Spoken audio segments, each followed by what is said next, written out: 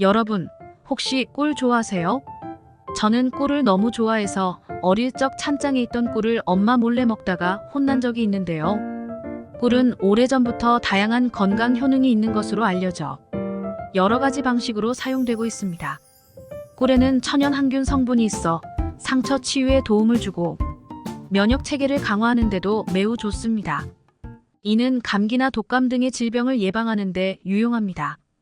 또한 꿀은 소화불량이나 위장장애를 완화하는 데도 사용되고 천연 당분이 풍부해 빠르게 에너지를 공급할 수 있어서 운동 전이나 피로할 때 꿀을 섭취하면 피로 회복에도 좋은 효능을 발휘합니다. 이뿐만이 아닙니다.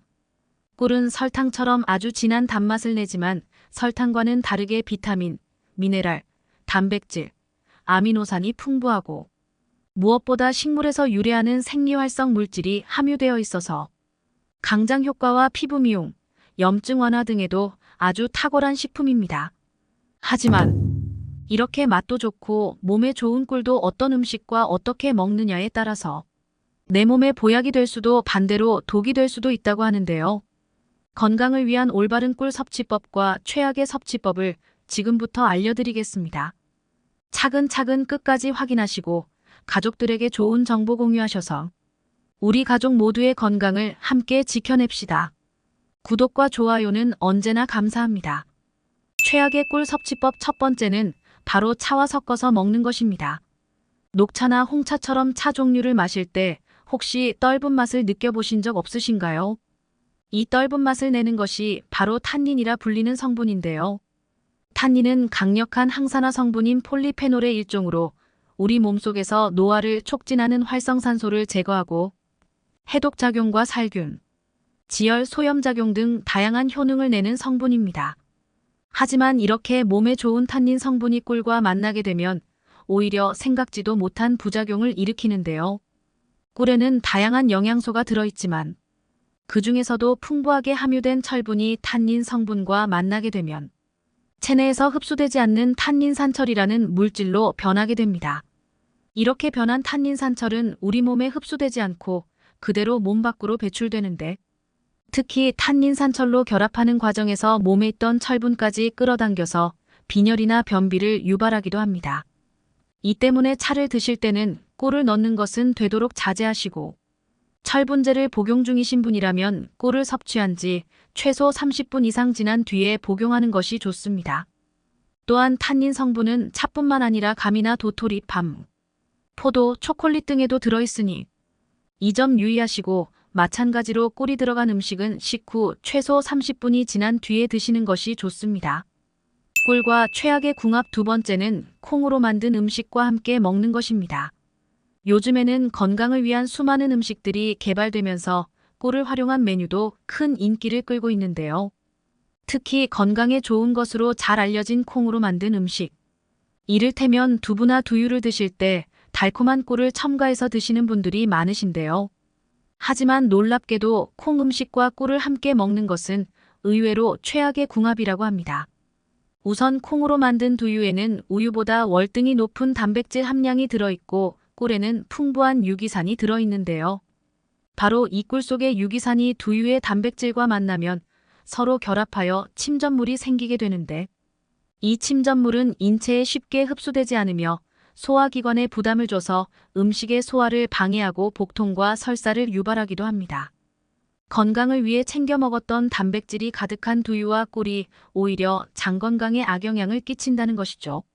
콩이 들어간 반찬을 먹은 뒤에 꿀이 들어간 차나 주스를 마시는 것도 마찬가지로 소화기 계통에 좋지 않은 영향을 끼칠 수 있으므로 섭취 후 각각 소화 시간에 간격을 두고 드시는 것이 좋겠습니다. 꿀과 최악의 궁합 세 번째는 바로 양파입니다. 양파가 몸에 좋다는 사실이 알려지면서 한때는 양파에 꿀을 넣어서 만든 양파 꿀절임이 큰 인기를 끌었는데요. 몸에 좋은 양파에 꿀까지 더하면 더 큰 건강 효능을 얻을 수 있을 거라 생각되지만 사실 이 두 음식은 몸에 부작용을 일으키는 최악의 궁합이라고 합니다. 양파의 매운맛을 내는 휘발성 성분인 유아알릴은 혈관을 확장시켜 혈액순환을 촉진하고 혈당이나 콜레스테롤 등을 개선하는 유익한 성분인데요. 하지만 이 성분이 꿀과 만나게 되면 체내에서 가스를 생성시켜 심한 복부 팽만감과 함께 잦은 방귀 등이 동반된 만성 소화불량을 불러오고 양파에 함유된 비타민과 일부 식물성 화학 물질은 꿀의 건강 효소가 활동하지 못하도록 억제해 꿀의 효능을 감소시키기도 합니다. 따라서 꿀과 양파를 드실 때는 시간 간격을 두고 따로 챙겨 드시는 것이 좋고 꿀보다는 식초를 넣어 양파 초절임을 만들어 드시는 것을 추천드립니다. 그렇다면 이와 반대로 꿀과 함께 먹으면 보약이 되는 음식은 어떤 것이 있을까요? 꿀과 최고의 궁합인 첫 번째 음식은 바로 마늘입니다. 꿀에는 설탕에서 얻을 수 없는 비타민 B1 바로 티아민이라고 불리는 에너지 비타민이 풍부한데요. 꿀 속에 있는 이 티아민 성분은 마늘의 매운맛을 내는 알리신 성분과 만나면 흡수율이 무려 20배가량 더 높은 알리타아민이라는 성분으로 바뀌게 됩니다. 이렇게 마늘과 꿀이 만나면 마늘의 자극적인 맛과 향이 감소하면서도 꿀의 달콤한 맛이 더해지고 피로회복과 기력 보충 등의 효과는 크게 상승하여 건강에 좋은 영향을 주게 됩니다. 꿀과 함께 먹으면 보약이 되는 음식, 두 번째는 계피입니다. 실제로 계피에는 항산화 성분이 풍부해서 노화를 방지하고 각종 대사 질환을 예방하며 계피에 함유된 화합물은 당뇨, 염증, 암과 심혈관 질환 등 중증 질환을 막는 데도 도움이 되는데요. 이러한 계피가 꿀과 만나게 되면 강력한 항산화 물질과 소염 항생제가 되어 병원균과 싸우고 면역력을 향상시킬 수 있는 항체 생산을 촉진시켜 기침이나 감기와 같은 질환을 예방하는 데 큰 효과를 볼 수 있습니다. 특히 코펜하겐 대학의 연구 결과에 의하면 200명의 환자들에게 꿀 큰 술로 하나에 계피가루 작은 찻술로 반을 섞어서 복용시켰더니 이 200명의 환자들 중에서 73명은 일주일 내에 통증이 완전히 가셨고 나머지 환자들은 대부분이 한 달 내에 통증 없이 걷기를 시작했다고 합니다. 이것은 관절 부위의 혈행이 개선되면서 얻어지는 효과로 어깨나 무릎 등의 관절 부위가 시리면서 통증이 있을 때 꿀에 계피를 섞어 드시면 큰 도움이 될 수 있습니다. 여러분은 상추 좋아하시나요? 저는 삼겹살을 먹을 때면 상추를 2개씩 싸 먹을 정도로 좋아하는데요. 상추는 동의보감에도 기록될 만큼 근육과 뼈를 튼튼하게 하고 오장의 기운을 고르게 하여 머리를 맑게 하는 대표적인 건강 채소입니다. 점심때 상추 먹지 말라는 말 한 번쯤 들어보셨지요? 상추를 드시고 나서 나도 모르게 꾸벅꾸벅 졸리고 잠이 쏟아진 경험 있으실 텐데요. 그만큼 상추에는 불면증을 완화하고 신경을 안정시키는 효과가 있습니다. 바로 상추 줄기 속 하얀 진액에 다량 함유된 멜라토닌과 락투카리움 성분 때문인데요. 상추 진액 성분인 락투카리움은 스트레스 완화와 신경 안정 효과가 있으며 멜라토닌은 불면증 감소에 효과가 있어 느긋한 마음과 편안한 잠을 도와줍니다. 상추에는 락투신 성분이 풍부하여 신경 안정과 통증 완화에 도움을 주며 비타민은 물론이고 다양한 미네랄과 영양으로 가득 찬 채소입니다. 그렇지만 아무리 건강에 좋은 상추도 함께 드시면 몸에 독이 되는 음식이 있다는 사실 알고 계셨나요? 안녕하세요. 언제나 당신 편입니다. 오늘은 많은 사람들이 즐겨 먹는 상추와 함께 먹으면 독이 되는 음식 그리고 보약이 되는 음식에 대해 알아보겠습니다. 우리 가족을 위한 소중한 건강정보 꼭 챙겨가시고 주변의 소중한 사람들에게도 널리 알려주세요. 구독과 좋아요도 꼭 부탁드릴게요. 이렇게 먹으면 최악인 상추. 첫 번째는 겉절이입니다. 깜짝 놀라지 않으셨나요?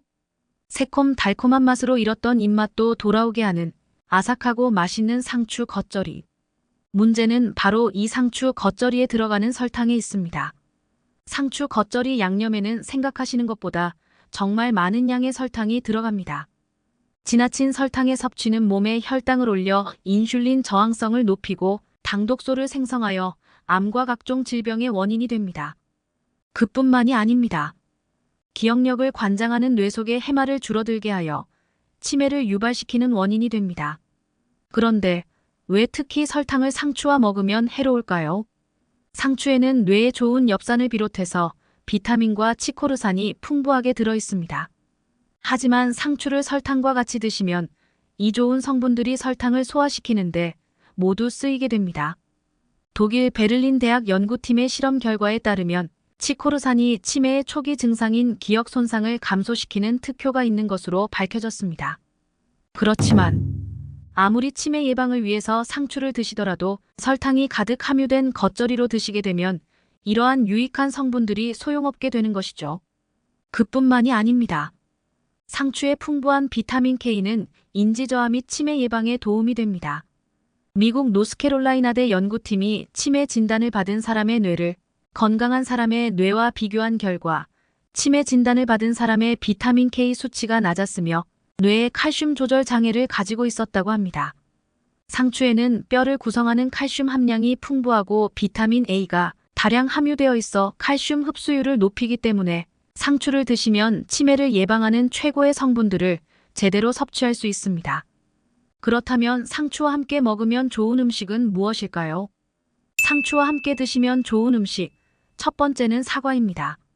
사과의 칼륨 성분이 불필요한 나트륨을 배출시키고 혈관을 확장시켜줍니다. 여기에 상추는 독소를 배출시켜주는 해독 작용이 뛰어나 피를 맑게 정화해 주어 어혈성 빈혈에 도움이 됩니다. 그뿐만이 아닙니다. 사과의 붉은 껍질 속에 가득한 항산화 성분인 안토시아닌이 몸속 염증을 제거하고 상추의 줄기와 잎에 함유된 락투신이라는 특수한 항암 물질이 발암물질인 니트로아민을 분해시켜 위암이나 간암 등 소화기 계통의 암을 예방하는 작용을 합니다.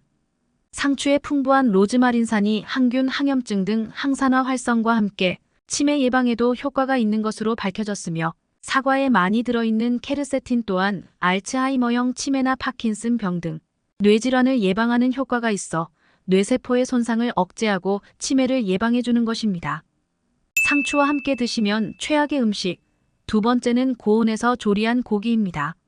식이섬유와 비타민이 풍부한 상추는 기름진 육류를 드실 때 몸속에 콜레스테롤이 쌓이는 것을 막아줍니다.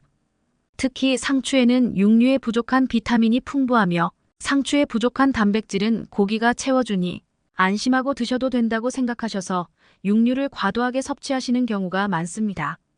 상추와 고기를 함께 드시면 영양학적으로는 서로 보완이 되는 것이 맞을 수 있지만 고온에서 조리한 고기, 특히 불에 구워서 탄 고기는 다릅니다. 오랜 기간 동안 장수한 사람들의 특징 중 하나가 바로 고기를 끓이거나 삶아서 먹는 습관이라고 합니다. 상추의 뛰어난 항산화 효과에도 불구하고 상추와 불에 그을린 고기를 함께 드시는 것은 건강에 좋은 습관이 아닙니다. 특히 직화구이는 당독소를 발생시켜 우리 몸의 만성 염증을 일으킵니다. 그뿐만이 아닙니다. 채소는 무조건 몸에 좋은 것이며 특히 푸른 채소는 건강의 근원이라고 생각해 과도하게 섭취하는 분들이 계십니다.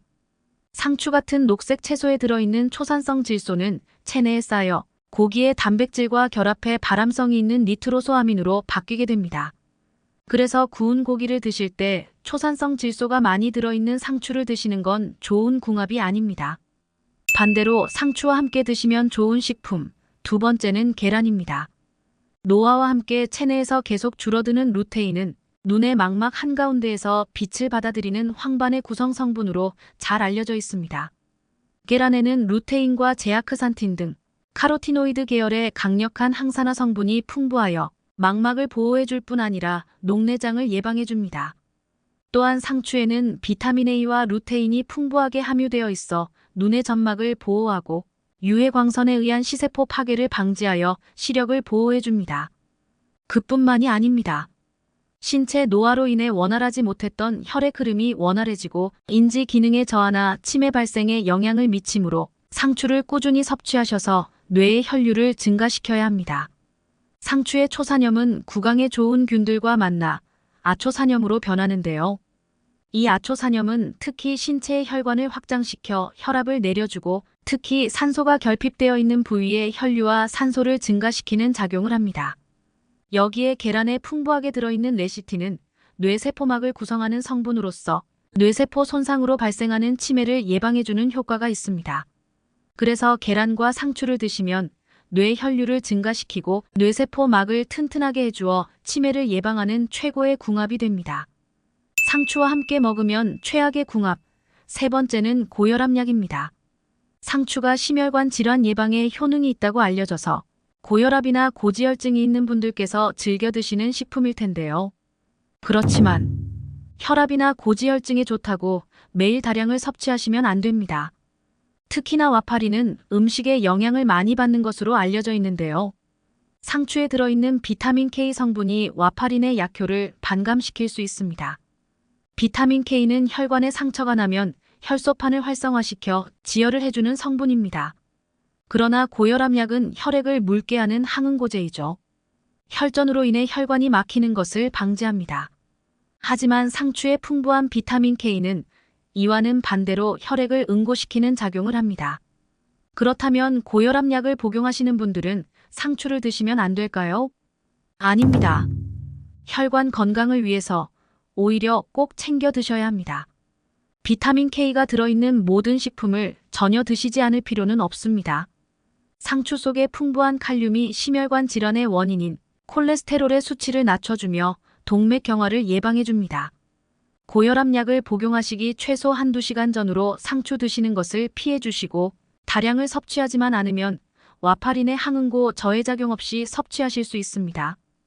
상추와 함께 먹으면 좋은 궁합. 세 번째 식품은 우유입니다.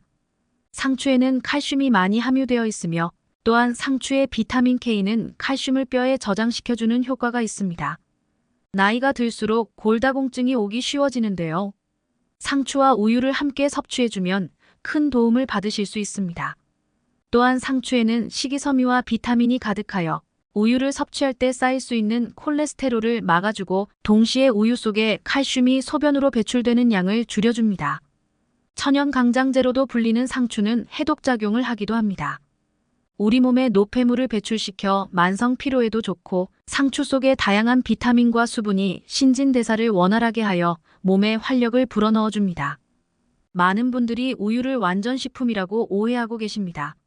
철분은 우리 몸에서 가장 활동적인 영양소로 다른 영양소에 비해 자주 보충시켜 주어야 합니다. 그러나 우유는 철분이 부족한 대표적인 식품입니다. 상추는 100g당 2.5mg 정도로 다른 채소에 비해 다량의 철분을 함유하고 있습니다. 그래서 우유와 상추를 함께 드시면 우유에 부족하기 쉬운 철분을 보충해 최고의 궁합이 되죠. 여러분 혹시 깻잎 좋아하세요?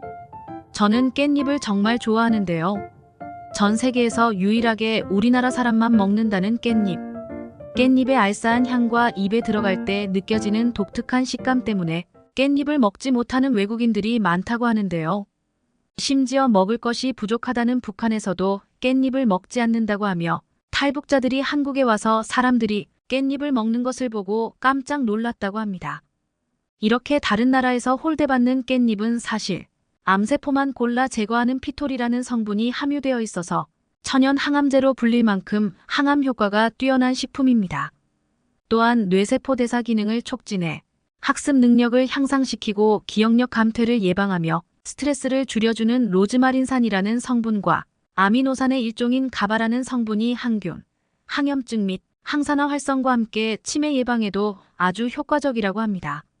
우리나라의 치매 인구수가 2024년에는 100만 명에 이를 것이라고 하는데요. 날이 갈수록 의학기술이 발달하고 있지만 아직까지 치매를 치료할 뚜렷한 방법이 없다는 게 현실입니다. 치매가 발병하는 원인은 수없이 다양하지만 우리가 먹는 음식을 조금만 바꿔줘도 치매를 예방하는 데 큰 도움이 된다고 합니다. 이때 평소에 깻잎을 꾸준히 섭취하면 뇌세포를 활성화시켜 치매의 원인이 되는 스트레스를 줄이는 것은 물론 체내 염증 억제와 동시에 항산화 효과로 인해 노화를 늦추고 암을 예방하는 효과까지 얻을 수 있습니다.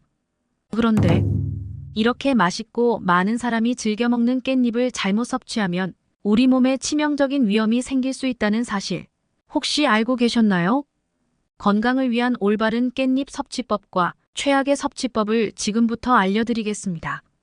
차근차근 끝까지 확인하시고 가족들에게 좋은 정보 공유하셔서 우리 가족 모두의 건강을 함께 지켜냅시다. 구독과 좋아요는 언제나 감사합니다. 깻잎이 독이 되는 경우 첫 번째는 바로 깻잎 장아찌입니다. 입맛이 없을 때 흰쌀밥 위에 깻잎 장아찌를 올려 먹으면 그야말로 밥도둑이 따로 없는데요. 그러나 우리가 지금껏 밥반찬으로 즐겨 먹던 깻잎 장아찌에 사실 엄청난 양의 식품 첨가물이 들어가 있는 사실 알고 계십니까? 식품의약품안전처의 칼로리 사전에 따르면 깻잎장아찌의 나트륨 함량은 100g당 약 1800mg. 이는 세계보건기구에서 권장하는 하루 최대 나트륨 섭취량인 2000mg과 맞먹는 양입니다. 이렇게 많은 양의 소금과 간장을 지속적으로 다량 섭취할 경우 뇌졸중, 고혈압, 위장병, 골다공증 등 다양한 질병을 일으킬 수 있으며 장아찌에 들어가는 설탕 역시도 인슐린 저항성을 높여 우리 몸에 당 독소를 만들고 염증 반응을 일으켜 암과 치매 발병률을 높이게 됩니다. 또한 시중에 판매 중인 깻잎장아찌도 한번 살펴봤는데요. 시중에 판매되고 있는 대부분의 깻잎장아찌나 깻잎무침에는 글루탐산 나트륨과 소부산 칼륨, 안식향산, 이산화황 등 다양한 물질들이 들어갔는데 이들 대부분은 가공식품의 보존료, 즉 방부제로 사용되는 물질로서 소부산 칼륨은 육류의 단백질과 결합하여 발암물질을 만들어내며 발색제 일종인 아질산염과 반응하게 되면 중추신경마비, 출혈성 위염, 간에 악영향 등을 끼칠 수 있는 물질입니다. 이산화황의 경우 민감하게 반응하는 이들은 소량만 섭취해도 기관지 수축, 호흡곤란 및 알레르기 반응 등을 일으킬 수 있는 물질이라고 합니다.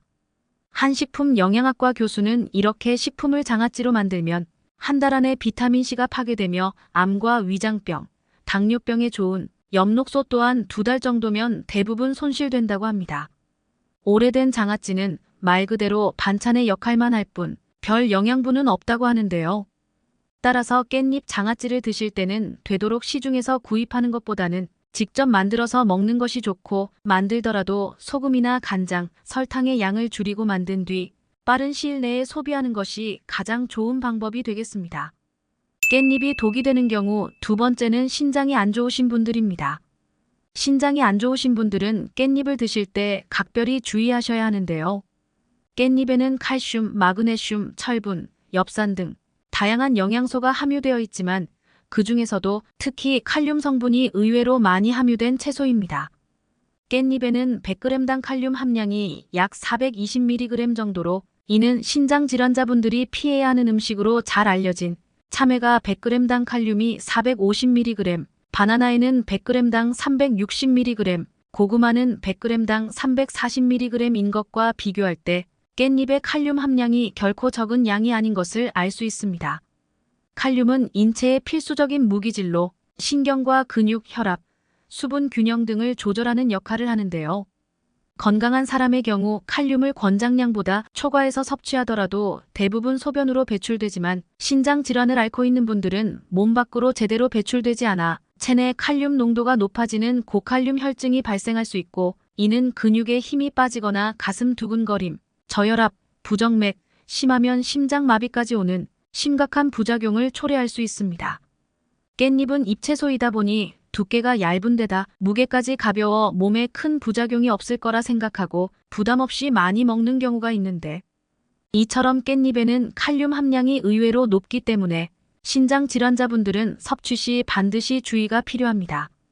깻잎이 독이 되는 경우 세 번째는 잔류농약입니다. 과거부터 지금까지 잔류농약이 많은 채소를 조사해보면 깻잎은 항상 빠지질 않는데요.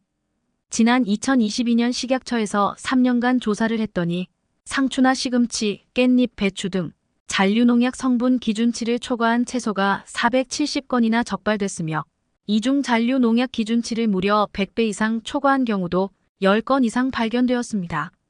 2023년에는 상추, 깻잎, 고추, 얼갈이, 배추, 시금치, 부추 등 한 달간 전국 각지에서 생산한 채소류 90여 건이 식품 부적합 판정을 받은 것으로 나타났는데요. 여기서 문제가 되는 것은 이 중에서 식약처가 판매 중지와 회수 명령을 결정한 사례가 없다는 것입니다. 식약처 관계자는 식품위생법상 식품 제조업으로 등록한 영업자만 회수 명령을 내릴 수 있는데 농가는 제조업으로 등록한 사업자가 아니어서 제재할 법적 근거가 없다며 식품 부적합 판정을 받은 농산물은 자진 회수를 권고한다고 설명했습니다. 식품을 제조하고 판매되는 가공식품의 경우 유해 성분이 검출되면 즉각 판매를 중지하고 유통 경로를 파악해 해당 제품을 회수할 수 있지만 소규모 농가에서 출하되는 농산물들은 회수 명령을 내릴 수 없는 데다 유통 경로도 확인하기 어렵기 때문이라고 합니다. 이 때문에 잔류농약의 여부를 알 수 없는 소비자들은 개인이 꼼꼼히 세척해서 섭취할 수밖에 없는데요. 잔류농약은 그 자체로 독성을 띨 수 있고 몸에 점차 쌓이게 되면 암을 유발하거나 생식력 저하, 내분비 장애 등 다양한 부작용을 일으킬 수 있기 때문에 반드시 유의해야 합니다. 깻잎은 잎이 넓으면서 잔털과 주름이 많기 때문에 농약이 묻으면 그 사이에 농약이 그대로 남을 수 있으며 특히 깻잎은 재배 기간이 짧아서 농약이 충분히 분해될 시간이 부족해 농약이 묻은 그대로 유통될 확률이 높은 채소입니다. 따라서 깻잎을 씻을 때는 세척법이 중요한데요. 보건환경연구원의 자료에 따르면 깻잎의 잔류 농약 제거는 세척 횟수도 중요하지만 세척 시 사용되는 물의 양이 증가할수록 농약의 제거 효과가 높다고 합니다. 깻잎을 물에 5분 정도 담갔다가 30초 정도 흐르는 물에 씻으면 되는데 씻을 때 깻잎끼리 서로 비벼가며 씻도록 하고 특히 뒷면에 잔털이 많은 부분을 꼼꼼히 씻으면 잔류 농약을 효과적으로 제거할 수 있다고 합니다. 깻잎이 독이 되는 경우 네 번째는 당근과 먹는 것입니다. 우리가 흔히 먹는 김밥이나 비빔밥 등 깻잎과 당근이 들어간 요리를 참 많이 하게 되는데요. 그런데 사실 깻잎과 당근은 서로 궁합이 맞지 않는 음식이라고 합니다. 당근에는 아스코비나아제라는 효소가 들어있는데 이 효소가 깻잎의 비타민C를 모두 산화시켜버리기 때문에 영양학적 가치가 떨어지게 됩니다. 이 때문에 당근과 깻잎을 같이 드시고자 한다면 당근을 익혀서 드시는 것이 좋은데요. 당근의 아스코비나아제는 열에 약하기 때문에 가열하면 쉽게 무력화돼 깻잎의 비타민C를 파괴할 수 없게 됩니다. 또한 당근 대부분의 영양소는 단단한 세포벽과 세포막으로 둘러싸여 있어서 생으로 섭취하게 되면 영양 흡수율이 10%밖에 되지 않고 주요 영양 성분들은 지용성이기 때문에 기름에 익혀서 드시면 섭취할 수 있는 영양 함량을 훨씬 더 높일 수 있습니다. 그렇다면 이와 반대로 깻잎을 건강하게 섭취하는 방법들은 어떤 것이 있을까요? 깻잎을 건강하게 섭취하는 방법, 첫 번째는 바로 깻잎을 차로 마시는 것입니다. 엄청난 항암 효과를 내는 깻잎의 피톨 성분과 함께 폴리페놀, 안토시아닌 등의 수용성 항산화 물질들은 물에 잘 녹아나오는 특징이 있기 때문에 깻잎의 효능을 충분히 누리기 위해 차로 우려 마시는 방법도 좋습니다. 두 번째는 바로 고기와 함께 먹는 것입니다. 깻잎에 고기를 많이들 싸서 드실 텐데요. 고기를 깻잎에 싸 먹으면 괜히 좋은 게 아니라 진짜 몸에 좋은 과학적인 이유가 있다고 합니다. 고기를 높은 온도에서 익히면 고기를 태울 때 발생하는 발암 물질인 헤테로사이클리가민과 다완방향족 탄화수소라는 물질이 발생하게 되는데요. 이때 깻잎에 함유된 베타카로틴 성분이 발암 물질을 상쇄시키는 역할을 한다고 합니다. 실제로 베타카로틴 성분은 세포막이나 유전자에 손상을 입히는 활성산소를 억제하고 암을 억제하는 유전자의 발현을 높인다고 알려져 있습니다. 아울러 깻잎의 특유한 향을 내는 페릴라케톤 성분은 고기의 느끼한 맛을 잡아주는 동시에 세균과 곰팡이 등의 미생물 증식을 억제하여 식중독 예방에도 효과적입니다. 깻잎을 건강하게 섭취하는 방법, 세 번째는 바로 현미와 먹는 것입니다. 깻잎에 함유된 가바 성분은 아미노산의 일종으로 뇌세포 대사 기능을 촉진해 학습 능력을 향상시키고 기억력 감퇴와 치매를 예방하며 우울함과 스트레스를 줄여주는 효과가 있습니다. 이렇게 몸에 좋은 가바의 효능을 한층 더 높여주는 음식이 바로 현미인데요. 수확한 벼를 탈곡한 후 도정하지 않은 쌀인 현미에는 각종 영양소가 풍부하지만 그 중에서도 특히 비타민 B6 성분이 가바의 생성을 증가시키고 적정 수준을 유지하도록 도움을 줍니다. 또한 깻잎의 풍부한 식이섬유는 현미의 소화를 돕고 변비까지 예방해주니 최고의 궁합이라 할 수 있습니다. 여러분 혹시 옥수수 좋아하세요? 저는 어릴 적 할머니께서 쪄주셨던 옥수수를 정말 좋아했었는데요. 방학 되면 시골에 내려가 옥수수와 식혜를 배부르게 먹고 낮잠을 솔솔 자던 때가 지금도 그립습니다.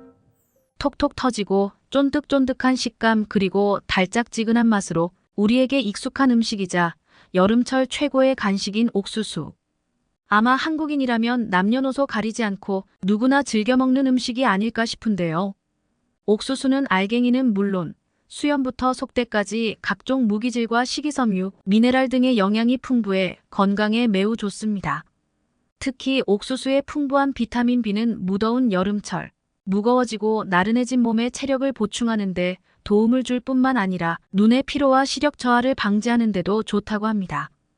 하지만 그중 가장 놀라운 것은 옥수수가 천연 항암제이자 치매 방지제라는 것입니다. 즉, 옥수수만 잘 먹어도 암과 치매를 동시에 예방할 수 있는 것입니다. 그런데 이렇게 맛있고 많은 사람이 즐겨 먹는 옥수수를 잘못 섭취하면 우리 몸에 치명적인 위험이 생길 수 있다는 사실 혹시 알고 계셨나요? 건강을 위한 옥수수의 올바른 섭취법과 최악의 섭취법을 지금부터 알려드리겠습니다. 차근차근 끝까지 확인하시고 가족들에게 좋은 정보 공유하셔서 우리 가족 모두의 건강을 함께 지켜냅시다. 구독과 좋아요는 언제나 감사합니다. 옥수수를 잘못 섭취하는 방법. 첫 번째는 냄비에 찌거나 삶은 옥수수입니다. 혹시 뜻밖이라 놀라셨나요? 옥수수에는 암과 치매를 유발하는 독소 물질을 제거해주는 강력한 성분인 페룰라산이 함유되어 있습니다. 우리 몸속의 독소 물질은 세포의 산화를 유도하여 세포를 손상시키고 이로 인해 각종 암과 심장 질환의 위험을 높이며 알츠하이머 같은 노인성 질환을 유발합니다. 그런데 이 페룰라산 성분은 바로 이러한 원인 독소 물질을 제거하는 데 탁월한 효과가 있는 항암 성분입니다. 최근에는 이러한 효능 때문에 페룰라산 성분이 건강식품과 화장품에도 많이 사용되고 있는데요. 그런데 천연 항암제이자 치매 방지제의 효능을 가지고 있는 페룰라산 성분은 고온이 가해져야 활성화되어 제대로 역할을 할 수 있다고 합니다. 이와 관련하여 미국 코넬 대학교에서 시행한 연구에 따르면 옥수수가 가지고 있는 항산화 성분과 항암 성분을 활성화하기 위해서는 조리 방법이 매우 중요하다고 강조하고 있습니다. 옥수수를 섭씨 115도에서 10분간 조리할 경우 페룰라산의 양이 240% 증가했고 25분간 조리하였을 때는 550%, 그리고 50분간 조리했을 때는 그 양이 무려 900%까지 늘어났다고 합니다. 즉, 고온에서 오래 조리할수록 옥수수의 항암 성분인 페룰라산의 양이 크게 증가한다는 것입니다. 결국 옥수수는 115도 이상으로 쪄야 암과 치매를 예방하는 페룰라산의 효능을 기대할 수 있는 것이죠. 그런데 문제는 우리가 일반적으로 조리하는 방법으로는 냄비나 솥에 물을 아무리 오래 끓여도 100도를 넘기기 어렵다는 것입니다. 그렇다면 옥수수를 어떻게 조리하면 될까요? 바로 압력솥을 이용하시면 좋습니다. 압력솥은 일반 냄비나 솥과는 다르게 수증기 압력을 높여서 물을 더 높은 온도에서 끓게 하도록 만든 조리기구인데요. 따라서 압력솥은 내부 압력으로 인해 물의 온도를 120도까지 올릴 수 있습니다. 그러니 옥수수를 삶을 때는 압력솥을 사용하시는 것이 좋으며 최대한 오래 삶는 것이 좋습니다. 이렇게 항암 효과와 함께 치매 예방까지 해주는 옥수수를 압력솥에 조리하시면 중요한 영양 성분을 모두 챙기실 수 있게 되는 것입니다. 그러니 앞으로는 잊지 마시고 압력솥을 꼭 사용하시기 바랍니다. 하지만 압력솥에 너무 오래 뜸을 들이면 옥수수 알갱이가 터질 수 있으니 다 삶아졌다면 빨리 꺼내어 드시기 바랍니다. 두 번째로 옥수수와 상극인 음식은 바로 조개입니다. 여름철 조개를 먹고 바로 옥수수를 먹는다면 식중독은 물론이고 간 건강까지 망칠 수 있습니다. 이는 소화가 느린 옥수수와 조개의 독성이 만나면 체내에 머무는 시간이 길어지기 때문인데요. 더욱이 독성 물질과 유해균은 몸 밖으로 배출이 어렵기 때문에 우리 건강에 더욱 악영향을 끼칠 수 있습니다. 조개의 산란기는 그 종류에 따라 다르겠지만 보통 6월에서 9월까지입니다. 이 시기 조개는 적으로부터 자신을 보호하기 위해 몸에서 독성 물질을 만드는데요. 그래서 모시조개나 바지락, 굴 등에서 베네루핀이라는 강력한 독소를 고농도로 발견할 수 있습니다. 국립수산물품관리원에 따르면 독성 물질인 베네루핀은 복통이나 구토 증상을 유발하고 섭취량이 많을 경우 황달, 간장비대 등으로 간 기능에 악영향을 미칠 수 있다고 합니다. 심할 경우 의식 혼탁, 토열, 혈변이 이어질 수 있다고 밝히고 있습니다. 특히 온도가 높은 여름철에는 세균 번식이 빠르고 음식도 쉽게 상할 수 있어 그 위험은 더 높아진다고 합니다. 조개는 고온에서 팔팔 끓이면 세균과 독소가 파괴되니 안전하지 않을까 하고 생각할 수도 있으실 텐데요.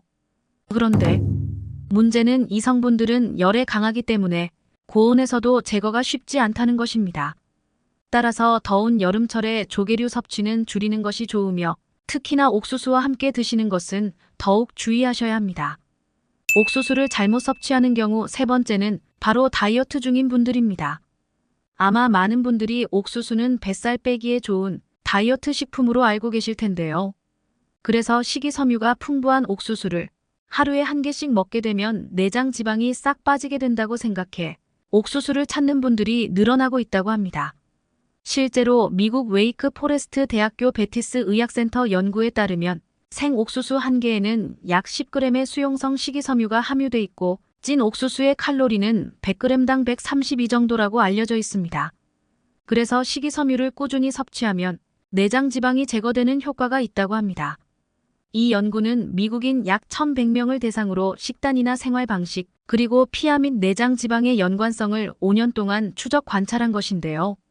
그런데 이 연구에서는 복부 지방 감소와 연관성을 보여주는 것이 옥수수가 아니라 수용성 식이섬유 섭취라는 것입니다. 따라서 복부 지방 감소와 옥수수 섭취의 연관성은 찾아보기는 어렵습니다. 사실 옥수수는 음의 기운이 강한 식품으로 오히려 살이 찌기 쉬운 성질을 가지고 있다고 합니다. 그러니 다이어트 하시는 분들은 옥수수를 가급적 소량으로 드시거나 자주 또는 너무 많이 드시는 것은 피하시는 것이 좋겠습니다. 이외에도 옥수수는 당지수가 높은 식품으로 혈당을 빨리 올리기 때문에 당뇨병이 있으신 분들은 주의하셔야 하는데요. 찐 옥수수의 혈당 지수는 73.4로 옥수수는 고혈당 지수 식품에 속합니다. 건강한 성인의 경우 찐 옥수수는 간식으로 하루에 한두 개, 당뇨병이 있으신 분들은 하루에 한 개만 드시는 것이 좋겠습니다. 특히 식사 후 후식으로 옥수수를 바로 섭취할 경우 급격히 혈당을 상승시킬 수 있으니 조심하셔야 합니다. 그렇다면 옥수수와 함께 먹으면 몸에 보약이 되는 음식은 무엇이 있을까요? 옥수수와 최고의 궁합인 음식. 첫 번째는 바로 우유입니다. 옥수수는 건강에 좋은 음식이지만 우리 몸의 대사 기능에 꼭 필요한 필수 아미노산인 나이아신과 트리토판이 부족하다는 문제가 있는데요. 나이아신은 비타민 B3로 우리 몸이 영양소로부터 에너지를 만들어낼 때 화학작용을 보조해주는 역할을 하며 특히 혈관을 확장시키고 혈중 콜레스테롤 수치를 저하시키는 일에 관여합니다. 그래서 장기간 옥수수만 드실 경우 필수 아미노산인 니아신 결핍으로 홍반병이라는 펠라그라병에 걸릴 수 있고 피부염, 변비, 위점막, 염증, 피로, 불면증, 우울증 등을 일으킬 수 있습니다. 따라서 옥수수는 나이아신이 풍부한 음식과 함께 드시는 것이 매우 좋습니다. 나이아신이 풍부한 음식으로는 쇠고기, 돼지고기, 닭고기, 생선, 달걀 등이 있지만 이보다 더 간단하게 챙겨 드실 수 있는 최고의 방법이 바로 우유입니다. 사실 우유는 나이아신을 거의 함유하고 있지 않는데요. 그럼에도 불구하고 옥수수와 우유를 추천드리는 이유는 우유는 나이아신으로 전환되는 트립토판을 다량 함유하고 있기 때문입니다. 따라서 옥수수와 우유를 함께 드시면 옥수수에 부족한 필수 아미노산인 나이아신은 물론이고 행복감을 느끼게 하는 세로토닌 합성까지도와 불면증과 우울증 해소에 좋은 트립토판까지 모두 챙길 수 있게 되는 것이죠. 또한 우유 속의 유청과 카제인은 음식의 혈당을 조절해 주어 옥수수의 높은 혈당을 낮춰주는 효능도 기대할 수 있습니다. 게다가 옥수수의 라이신은 우유 속 칼슘이 체내에 잘 흡수될 수 있도록 도와줍니다. 이렇게 우유와 옥수수는 부족한 영양소를 서로 보완해 줄 뿐만 아니라 흡수율까지 높여줌으로써 영양의 가치를 극대화하는 효과가 있으니 궁합이 좋은 음식이 되겠습니다. 그러니 앞으로는 옥수수와 우유를 함께 드시길 권장드립니다. 옥수수와 최고 궁합인 음식. 두 번째는 바로 양배추입니다. 양배추는 위장을 보호하여 소화를 도와줄 뿐만 아니라 강력한 항암 효과와 항산화 효과까지 가진 대단한 채소인데요. 특히 양배추의 푸른 잎에 많이 들어있는 설포라판은 혈액 속에서 혈전 생성을 억제하는 단백질을 활성화시켜 심근경색, 뇌졸중 등의 심혈관 질환의 위험을 줄여주는 데도 강력한 효과가 있다고 알려져 있습니다. 그런데 중요한 것은 오늘의 주인공인 옥수수도 독소 물질을 제거하는 데 강력한 효과가 있는 항암 성분인 페룰라산이 풍부할 뿐 아니라 심혈관 질환을 예방하는 효과가 있다는 것입니다. 따라서 양배추와 옥수수를 함께 섭취하면 천연 항암제 그리고 천연 항산화제를 같이 먹는 것으로 시너지 효과를 발휘할 수 있습니다. 만약 나이가 들수록 숨이 가쁘고 쉽게 피곤해지며 가끔은 현기증까지 나기 때문에 심혈관 질환이 걱정이신 분들에게 옥수수와 양배추 섭취는 큰 도움이 될 수 있습니다. 하지만 반드시 유의하셔야 할 점이 있는데요. 바로 옥수수의 신운까지 꼭 함께 드셔야 한다는 것입니다. 옥수수 신운에는 필수 지방산인 리놀레산이 풍부해 혈중 콜레스테롤을 낮추고 혈관이 좁아져 굳어가는 경화까지 예방해주는 효과가 있기 때문입니다. 심지어 옥수수 신운에는 토코페롤 성분까지 풍부해 나이가 들면서 점차 건조해지는 피부 건조증을 막아줄 뿐만 아니라 면역력까지 높여주는 효과가 있다고 합니다.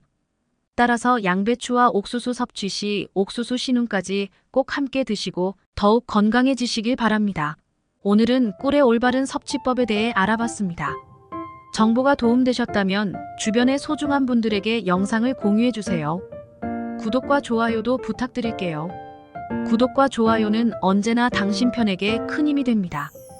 다음에 더 유익한 영상으로 찾아오겠습니다. 언제나 당신 편은 구독자 여러분이 건강하시길 진심으로 기원합니다. 건강하고 행복하세요.